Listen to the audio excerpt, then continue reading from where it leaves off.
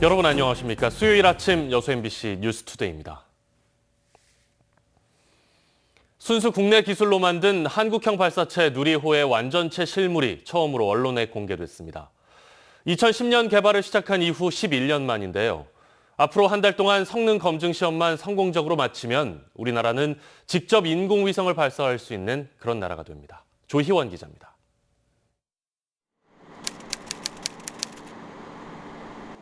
발사체 보관동의 문이 열리고 총 길이 47.2m의 거대한 발사체가 모습을 드러냅니다. 오는 10월 발사될 한국형 발사체 누리호와 크기와 무게 등이 모두 똑같은 모형입니다. 보관동을 빠져나온 발사체는 내부 부품이 손상되지 않도록 발사장까지 1.8km를 시속 1.5km로 천천히 이동합니다. 발사대 옆에 발사체가 자리를 잡고 천천히 기립을 시작합니다. 누리호가 발사될 제2발사대는 발사체처럼 모든 설비가 순수 국내 기술로 개발됐습니다. 이 발사대는 이미 지난해 독립성능시험을 마쳤습니다. 이번 시험은 실제로 발사체와 연결했을 때 추진대와 가스 공급에 문제가 없는지를 확인하기 위해서입니다. 2시간 뒤 발사체가 완전히 세워지고 발사체에 연료를 공급하는 탯줄과 같은 역할을 하는 엄빌리칼 타워를 연결하는 작업이 시작됩니다. 앞으로 한 달 동안 진행되는 발사 성능 검증 시험이 완료되면 누리호는 800km 상공으로 날아오를 준비를 마치게 되는 겁니다. 한국항공우주연구원은 러시아의 기술력을 가져온 나로호 때와는 달리 국내 기술로도 인공위성을 쏘아올릴 수 있게 된다는 점에 의미를 두고 있습니다. 발사대와 발사체 간의 접속 시험이 성공적으로 시작되었다라고 보시면 될 것 같습니다.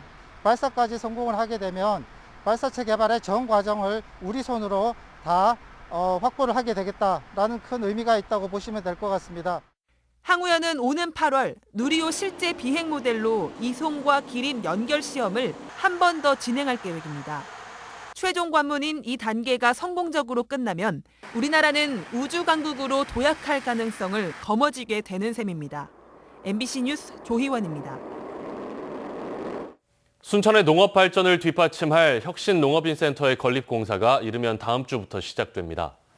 순천시는 덕월동에 있던 기존 농업교육관 자리에 국비 등 39억 원을 들여 지상 3층 규모의 혁신농업인센터를 건립하기로 하고 이르면 다음 주쯤 공사에 들어갈 예정이라고 밝혔습니다.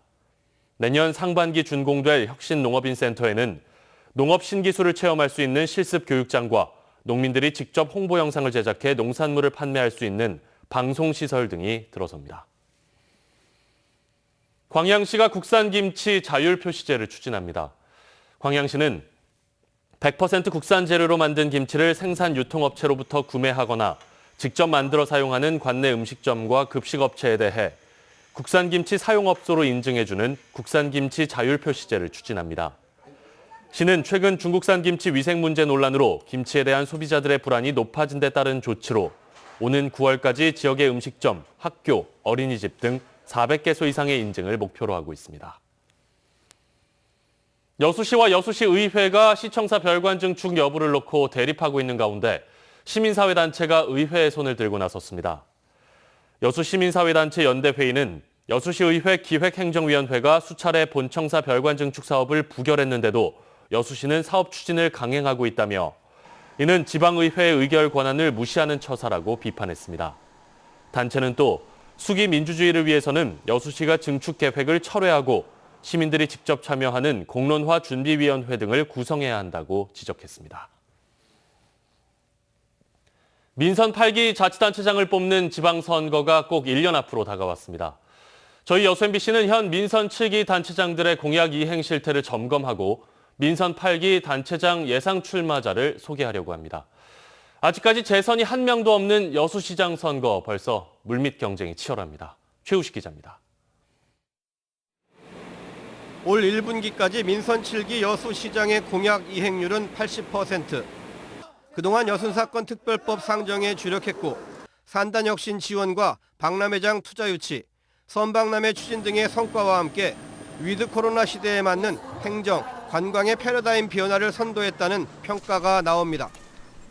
권 시장의 공약사항은 5개 분야에 걸쳐 단위 사업으로는 93건입니다. 여기에 필요한 예산은 총 7조 4,239억 원입니다. 3건은 이행 완료했고 54건은 완료 후에도 계속 추진되는 공약입니다.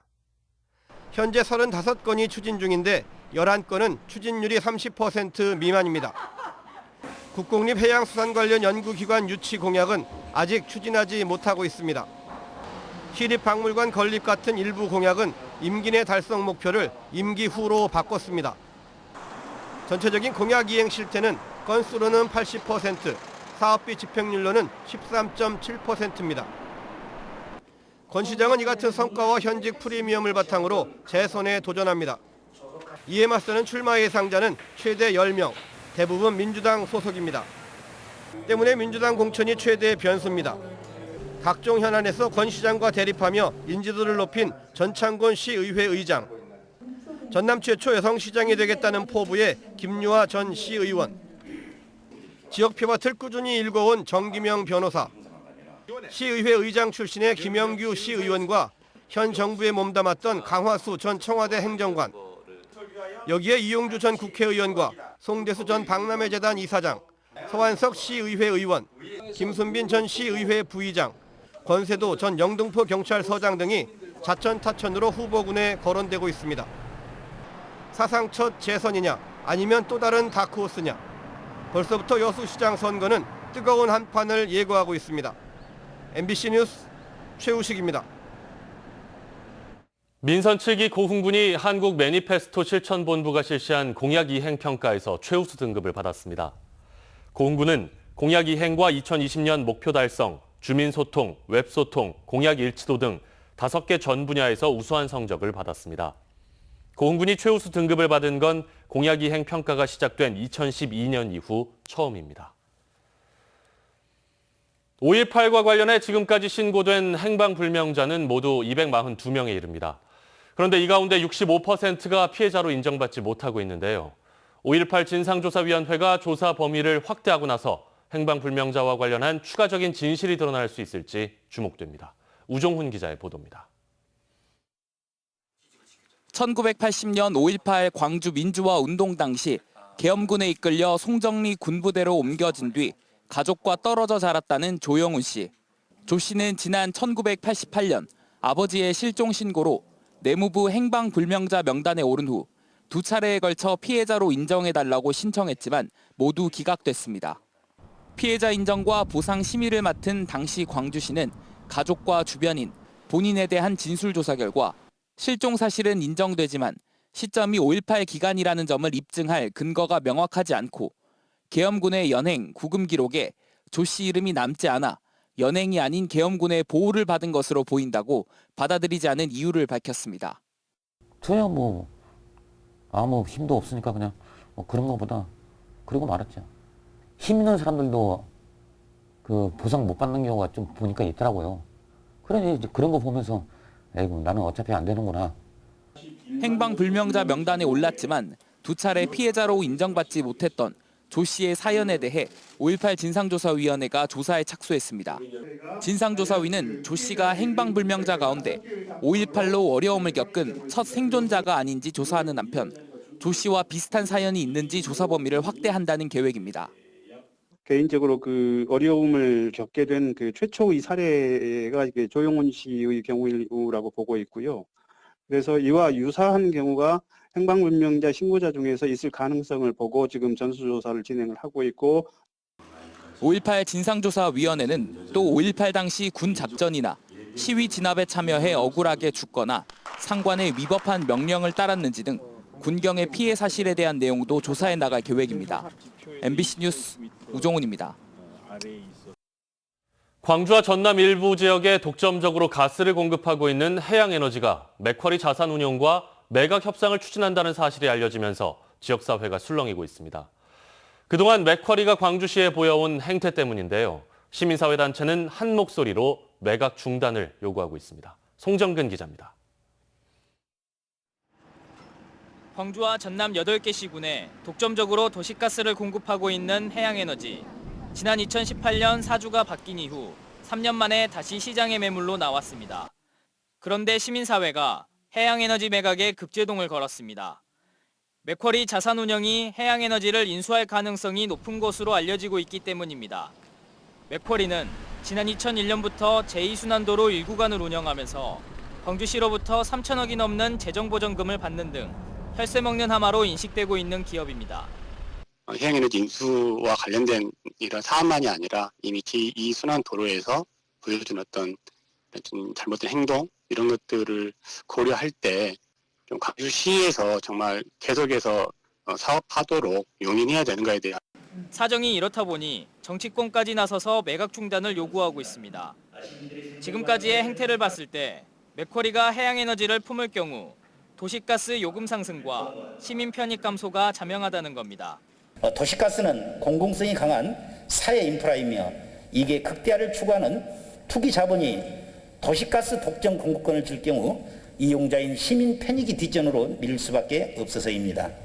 광주시도 시장과 시의회 의장 이름으로 입장문을 내고 사모펀드 간의 매각 협상 진행에 대해 우려를 표했습니다. 해양에너지 측은 아직 맥쿼리 측이 우선 협상 대상자로 결정되지도 않았고 협상 과정에서 매각이 엎어질 가능성도 있다며 아직까지 확실하게 결정된 사안은 없다고 밝혔습니다.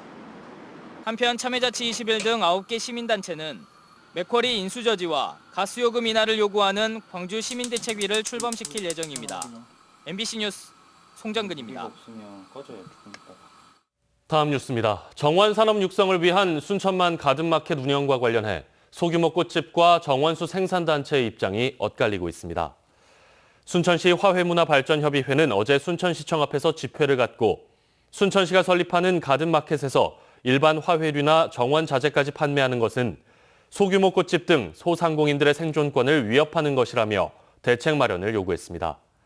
반면 정원수와 화훼 생산자 단체 등은 어제 입장문을 통해 순천만 가든마켓이 운영되면 판로 확대와 기술 지원, 원가 및 유통비 절감 효과를 거둘 수 있다며 가든마켓 건립 사업을 적극 지지한다고 밝혔습니다. 여수시 의회와 순천시 의회가 어제부터 11일까지 정례회를 열고 주요 안건들을 심의 의결합니다. 여수시 의회는 이번 정례회에서 2026 세계 선박람회 국제행사 승인 건의안과 개항 100주년 기념사업 조례안 등 30여 개 안건을, 순천시 의회는 가든마켓 출자 관련 조례안 등 20여 개 안건을 심의할 예정입니다. 이들 시의회는 특히 2020 회계년도 결산 승인과 관련해 지난해 지자체의 예산 집행이 적법하고 타당했는지를 검증하고 위법, 부당한 사항은 없었는지 심도 있게 확인할 계획이라고 설명했습니다. 최근 이용객이 늘고 있는 공유 킥보드를 자치단체가 공영화를 통해 안전한 개인 이동수단으로 정착시켜야 한다는 주장이 제기됐습니다. 여수시의회 송하진 의원은 어제 정례회 개회식 10분 발언을 통해 현재 여수시에서는 6개 업체 920대의 공유 킥보드가 운영되고 있지만 일부 특정 구역에만 집중돼 있고 안전관리가 미흡하다며 이같이 주장했습니다. 송 의원은 이 같은 공유 킥보드를 공영화함으로써 보다 안전하고 편리한 공유 교통수단이 될 수 있을 것이라고 밝혔습니다. 전라남도가 현 재정분권의 문제점을 보완해 줄 것을 국회에 요구했습니다. 전라남도는 최근 강원과 충북, 전북과 경북 등 5개 도와 함께 2단계 재정분권을 논의할 때 1단계 재정분권의 문제점을 우선 보완해 줄 것을 내용으로 하는 공동 건의문을 민주당 재정분권 특위와 국회 행정안전위원회에 전달했습니다. 이번 방안에는 지방으로 이양된 국가균형발전특별회계재원의 3년 한시 보전에서 5년으로의 연장, 내국세 감소로 인한 지방교부세 감소분 보전 등이 포함되어 있습니다. 광양항과 군산항을 잇는 연안 중소형 컨테이너선 항로 신설이 결국 무산됐습니다. 여수항만공사는 광양 군산항을 일주일에 2차례 운항하는 항로 개설을 추진해왔지만 컨테이너선 수급 부족 등의 이유로 최근 무산됐다고 밝혔습니다. 공사 측은 이번 항로가 신설되면 15,000여 TEU의 신규 컨테이너 화물 물동량 창출이 가능해 광양항 활성화에 도움이 될 수 있을 것으로 기대해왔습니다.